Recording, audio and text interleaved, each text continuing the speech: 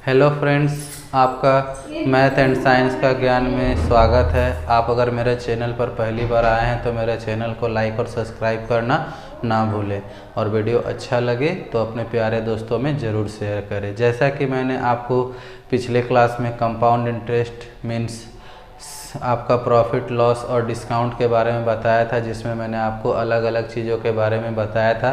साथ ही साथ मैंने लास्ट क्लास में जीएसटी के बारे में भी आपको डिटेल में समझाया था। चलिए अब मैं उससे रिलेटेड एक स्पेशल वीडियो लाऊंगा जिसमें आपको सारे प्रॉब्लम्स से रिलेटेड आपको ओवरव्यू दूंगा। अब मैं आपको नेक्स्ट जो सब्जेक्ट है मीन्स नेक्स्ट जो चैप्टर है उसके बारे में बताता हूँ, जो है हमारा कंपाउंड इंटरेस्ट, जिसको हम लोग हिंदी में कहते हैं चक्रवृद्धि ब्याज। आपने सिंपल इंटरेस्ट के बारे में प्रीवियस क्लासेस में पढ़ा है। आपने ये पढ़ा है कि जब हम लोग इंटरेस्ट काउंट करते हैं, इंटरेस्ट निकालते हैं, तो हम लोग क्या यूज करते हैं? हम लोग सबसे पहले प्रिंसिपल यूज करते हैं।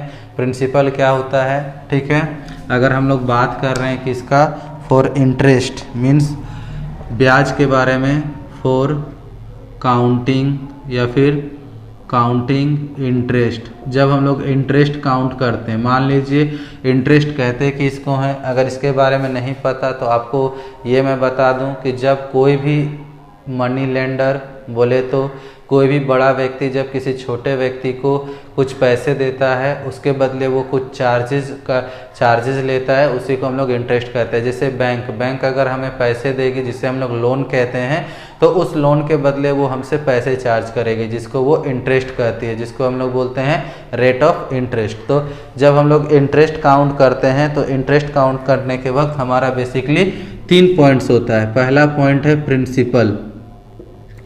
प्रिंसिपल अमाउंट, ठीक है, जिसको हम लोग हिंदी में कहते हैं मूलधन, जिसको हिंदी में कहा जाता है मूलधन, जो ओरिजिनल अमाउंट होता है जो कोई भी हमको किसी को भी कोई देता है। दूसरा है हमारा रेट ऑफ इंटरेस्ट, मीन्स जो इंटरेस्ट है उसका हमारा रेट क्या है, इसको हम लोग बोलते हैं ब्याज की दर, ठीक है, या फिर रेट को हम लोग हिंदी में कहते हैं दर।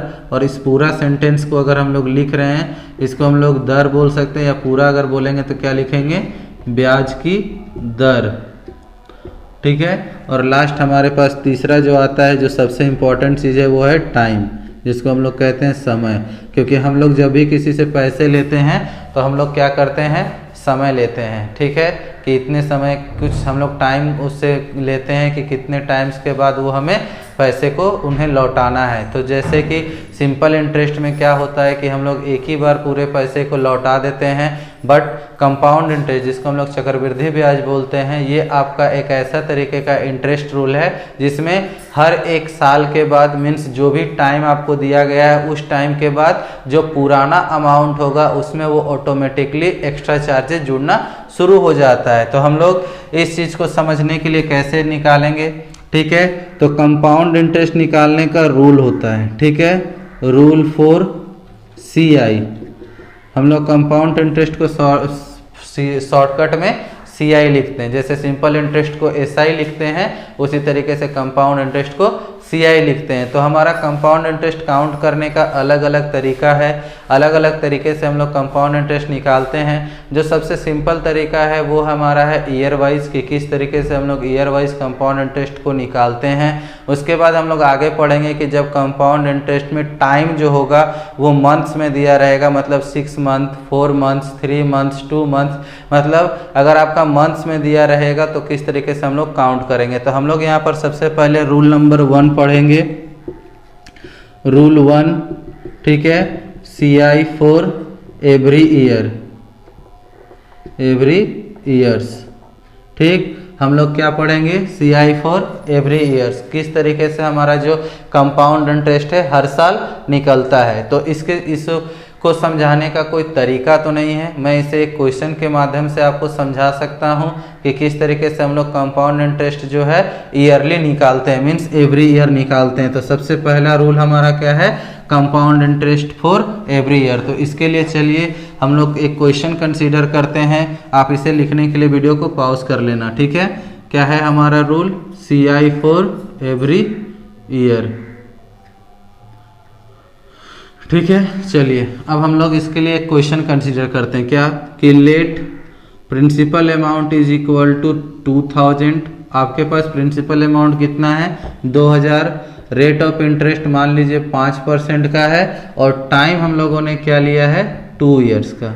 ठीक है, कि मान लीजिए मैंने किसी से कुछ रुपए लिए हैं, वो रुपए कितने हैं 2000 रुपए, वो हमसे कितना रेट लेगा 5% का रेट लेगा, और टाइम जो लेगा वो टाइम मैंने उनसे कितना दिन का लिया है 2 साल का। तो अगर मैं इसे सिंपल इंटरेस्ट के रूप में कैलकुलेट करूं तो हमारा कितना अमाउंट आएगा, और कंपाउंड इंटरेस्ट के रूप में अगर मैं कैलकुलेट कर रहा हूं तो कितना अमाउंट आएगा, हम लोग उसको भी कंपेयर कर लेंगे। ठीक है, तो चलिए हम लोग पहले कंपाउंड इंटरेस्ट निकालते हैं, देन लास्ट में हम लोग सिंपल इंटरेस्ट निकाल के ये देख लेंगे कि दोनों का जो इंटरेस्ट है उसमें कितना डिफरेंस आता है। ठीक है, तो हम लोग लिखेंगे कंपाउंड इंटरेस्ट 4, या फिर आप जो है सिंपल इंटरेस्ट, क्योंकि देखिए कंपाउंड इंटरेस्ट का कोई फॉर्मूला नहीं होता है। कंपाउंड इंटरेस्ट हम लोग सिंपल इंटरेस्ट के रूप में ही निकालते हैं, बस तरीका क्या होता है वो तरीका थोड़ा सा डिफरेंस है सिंपल इंटरेस्ट निकालने से।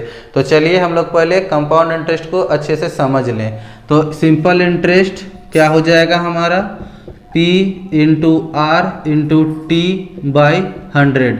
आपको ये फॉर्मूला याद होगा अगर आपने सिंपल इंटरेस्ट बनाया है तो। हम लोग यहाँ पर लिख लेंगे फॉर 1 ईयर, पहले साल के लिए। ठीक है, हम लोग पहले साल के लिए, इसीलिए हम लोग इसको कहते हैं CI फॉर एवरी ईयर्स, क्योंकि हम लोग हर एक साल इसको काउंट करते हैं। तो यहाँ पर T का जो वैल्यू होगा वो 1 होगा।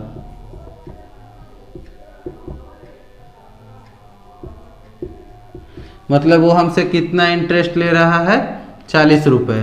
ठीक है, ओह सॉरी, हमसे कितना इंटरेस्ट ले रहा है 100 रुपए।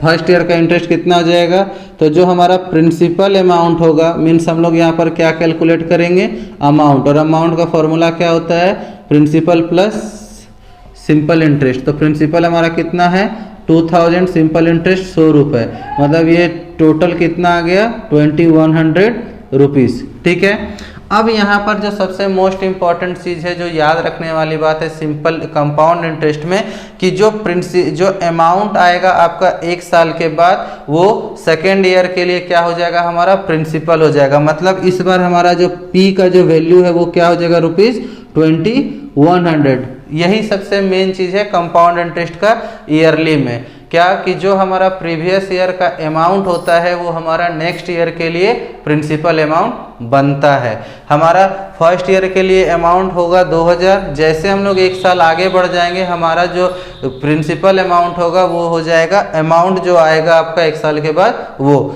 बाकी रेट आपका वही रहेगा 5% का, और टाइम इस बार भी 1 ईयर, क्योंकि हम लोग यहाँ पर कितना लिए थे 2 साल का समय लिए थे। अब हम लोग फिर सिंपल इंटरेस्ट यहाँ पर काउंट करेंगे।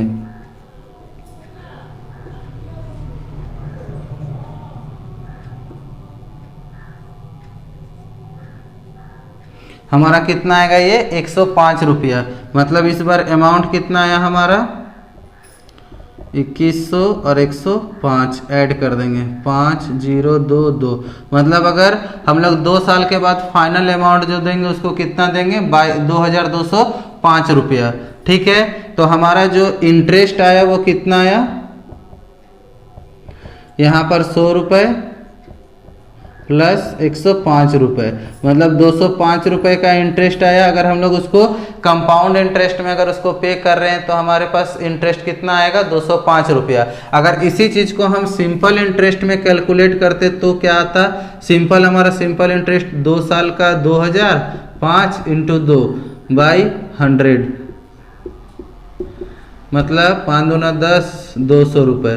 तो देखिए हमारे पास सिंपल इंटरेस्ट कितना आता है 200 रुपये, और कंपाउंड इंटरेस्ट जो है हमारे पास कितना आया है 205 रुपया। मतलब अगर हम लोग इसको कंपेयर करें तो कितना आता है डिफरेंस? 5 रुपए का। मतलब अगर हम लोग सिंपल इंटरेस्ट से उसको देते तो 200 रुपया ही लगता, मगर कंपाउंड इंटरेस्ट में हमसे 5 रुपया एक्स्ट्रा लग रहा है। तो इसलिए कहा जाता है कि जब भी हम लोग लोन लेंगे या किसी से पैसे लेंगे तो सिंपल इंटरेस्ट में हम लोग उसको पे करते हैं, कंपाउंड इंटरेस्ट में जो इंटरेस्ट अमाउंट होता है वो अधिक हो जाता है। तो ये जो रूल है ये है हमारा CI फॉर एवरी ईयर, मतलब किस तरीके से हम लोग कंपाउंड इंटरेस्ट जो है हर साल निकालते हैं, हर साल के लिए। तो आपका जो पहला वर्कशीट है वर्कशीट 1 वो इसी के बेसिस पे बनेगा।